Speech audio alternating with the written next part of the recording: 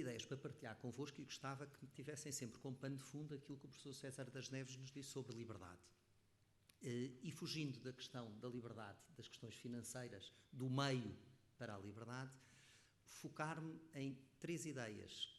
que são, nem sei se as principais de Padre Manuel Antunes, mas 3 ideias que encontrei também no Padre Manuel Antunes e que me parecem relevantes para pensarmos os tempos que vivemos.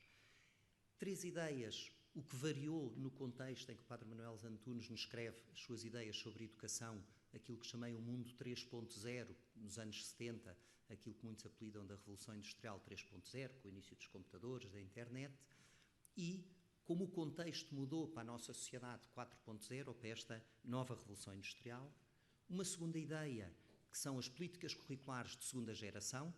aqui sim um bocadinho fugindo mais do autor, mas um tempo que vivemos hoje, que me parece que é uma pequena revolução silenciosa que vivemos no mundo da educação em Portugal,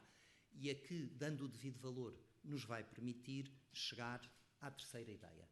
que é a importância renovada que tem nos dias de hoje o projeto educativo, uma ideia de educação e o papel que o ensino particular e cooperativo desempenha neste novo contexto, finalizando com uma ideia desafiadora, que é, prosseguindo este rumo que Portugal prossegue na área educativa, será que não vão ser todas as escolas privadas mais do que um monopólio da escola pública tal como a conhecemos, a pública estatal tal como a conhecemos hoje? E começando pelo mundo 3.0 e por estas pequenas descrições que fui encontrando nos textos do Padre Manuel Antunes e que tão atuais nos parecem quanto a estas angústias existencialistas da sociedade, quanto a esta mudança frenética que levava a um desfazamento entre a escola e a realidade, entre o sentir do homem no dia-a-dia e aquilo que eram as suas perspectivas futuras, e focando muito nesta ideia do homo mecânicos e numa sociedade que, segundo os textos de Padre Manuel Antunes, valorizava o pragmático, o fazedor, o homem das ciências, deixando de alguma forma à látere a erudição, uma sabedoria mais humana, mais virada para as coisas do interior da nossa verdadeira natureza.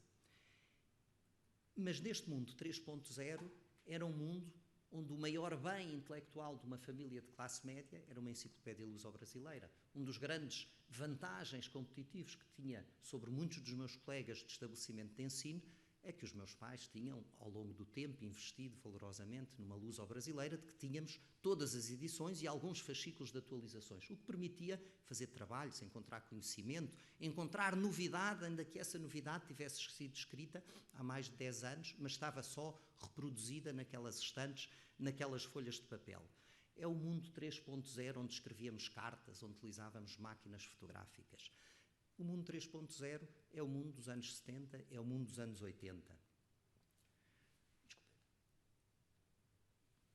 Mas é um mundo que em apenas 20 anos se transformou de forma fundamental. E se transformou de forma fundamental no sentido em que esta ligação constante de tudo e de todos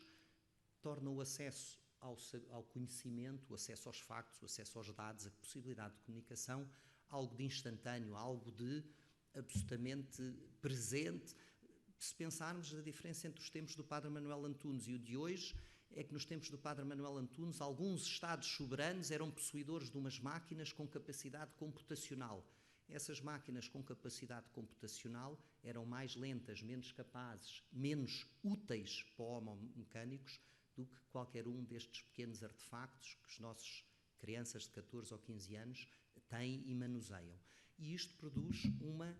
revolução fundamental no acesso ao conhecimento, no acesso aos dados, no acesso aos factos e até, de alguma forma, no acesso ao próprio conhecimento. E tivemos já ontem aqui uma conferência espantosa sobre a inteligência artificial e sobre este novo mundo 4.0, onde os algoritmos suplantam o programador, onde, de facto, o mundo digital se torna cada vez mais real, seja o que for essa realidade. No mundo 3.0,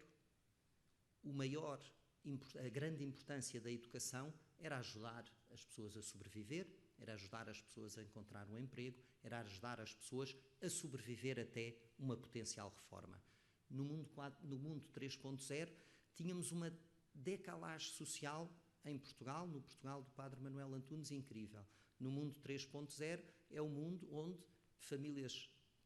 tinham muita fome no Pinhal e famílias tinham bastante abastança nas grandes cidades. O mundo 4.0 é o mundo do trabalho para todos. O mundo 3.0 é um mundo onde apenas 2,5% dos alunos da idade concluíam o ensino secundário, onde apenas a taxa de escolarização superior era de 0,9%, com um detalhe curioso, 1,5% entre os homens e 0,4% entre as mulheres. O mundo 4.0, e esta é a evolução maravilhosa do nosso mundo, é que temos praticamente todos a concluir o ensino secundário. Em mais 2 ou 3 anos, é a lei da demografia, todos concluirão o ensino secundário. É um mundo onde 15% da geração obtém uma licenciatura e onde 17% das mulheres, por comparação de 12% dos homens na idade, obtêm licenciaturas. E isto cria-nos aqui um mundo radicalmente diferente no que toca às questões da educação, aos desafios da educação, aos problemas da educação como a conhecemos e da escola.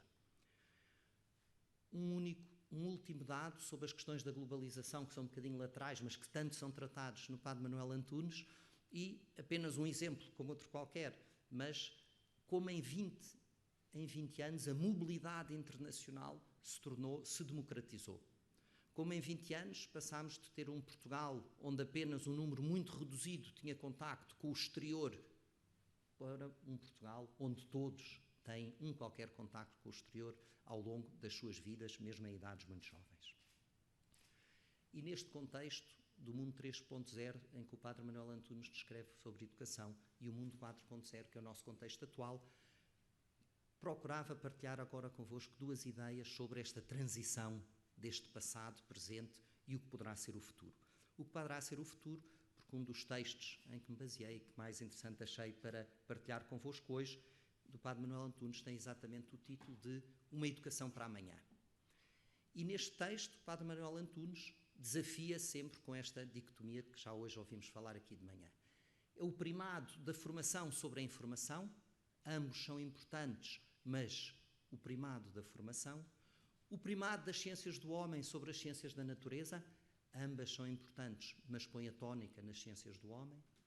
é o primado do permanente sobre o transitório, o mundo é transitório, mas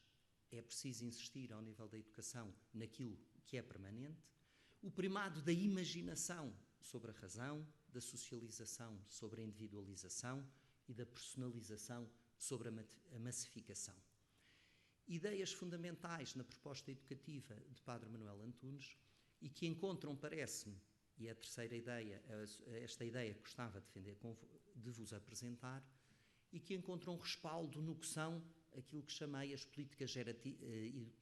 curriculares de segunda geração em Portugal.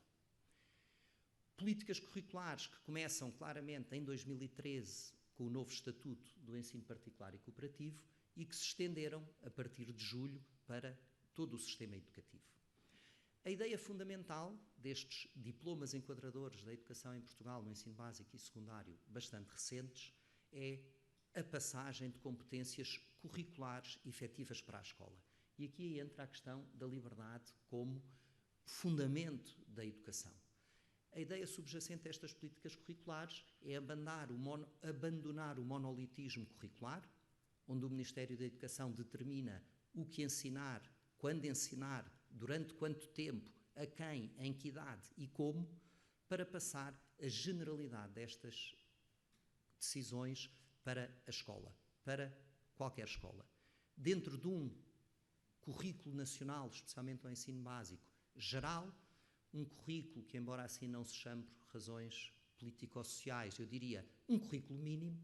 a partir daí cada escola constrói o seu projeto educativo, a sua ideia de educação, a sua ideia de homem, a sua ideia de vida, para poder apresentar-se como uma escola única, com um projeto aos seus alunos. E isto traz-nos à ideia com que gostava de terminar e deixar-vos mais provocador, eventualmente, e que surge de um despique nas páginas do Jornal Público em 2005 entre o professor Vital Moreira e o professor Mário Pinto sobre o lugar e o papel do ensino particular e cooperativo no sistema educativo português. Este boneco, o que tenta transmitir, no mundo 3.0, e é a versão idealizada pelo professor Vital Moreira, a questão escolar, e a questão é sempre entre diversidade e homogeneidade, entre diversidade de crenças, de culturas, de filosofias, de opiniões e uma certa homogeneidade ou cultura comum nacional, na ideia do professor Vital Moreira, o bom sistema educativo é aquele que prima pela diversidade interna das instituições e homogeneidade do sistema. O que é que isto significa? As escolas devem conter em si todas as diferenças, mas todas as escolas devem conter em si todas as diferenças e, por isso, ao final, todas as escolas devem ser mais ou menos iguais. E reparem como, na procura da construção de um sistema escolar com estas características, coisas que tantos combatem, como, por exemplo, o concurso nacional para a colocação de professores em escolas, determinado pela antiguidade e pela nota de final de curso de cada um dos professores candidatos, faz todo o sentido. É um mecanismo basicamente aleatório de garantir que em cada escola há um professor que pensa A, um professor que pensa B, um professor que pensa C, garante-se a diversidade dos professores e, tentativamente, por via da residência dos alunos como critério de admissão à escola, tentar-se-ia a diversidade dos alunos. Já Mário Pinto defende que exatamente a riqueza do ensino particular e cooperativo é, sem prejuízo da aceitação da diferença, haver homogeneidade interna institucional que cria a diversidade de instituições no país e daí se poder atender a todos. A ideia fundamental é que cada escola deve ter um projeto educativo, deve ser livre de o construir e oferecer, e os pais devem poder escolher o projeto educativo que mais desejam para os seus filhos. E dar-nos-ia esta parte inferior. Escolas muito diferentes umas das outras, porque baseadas em projeto, frequentadas por alunos que desejam aquele projeto.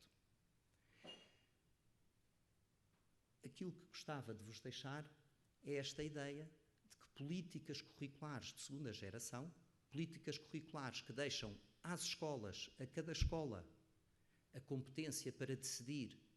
em grande medida, o que ensinar, como ensinar e em que momento ensinar, criarão escolas de projeto. Têm em si o potencial para criar escolas que se diferenciam umas das outras. E sendo as escolas diferenciadas umas das outras ao nível de projeto, não há como não aceitar a liberdade de educação. Na medida em que eu tenho que poder escolher, mesmo entre escolas públicas e estatais, aquela que tem um projeto que melhor se coaduna para as minhas ideias para cada um dos meus filhos. E terminava reforçando esta noção de que uma educação, de Padre Manuel Antunes, de que uma educação ou é total, ou inclui a procura do que é humano, ou tem aqueles primados essenciais enunciados antes, ou então é um mero logro. É um mero exercício de retórica para encontrar meios para uma sobrevivência mecânica que não é já hoje aquilo a que aspiram os nossos alunos. Muito obrigado.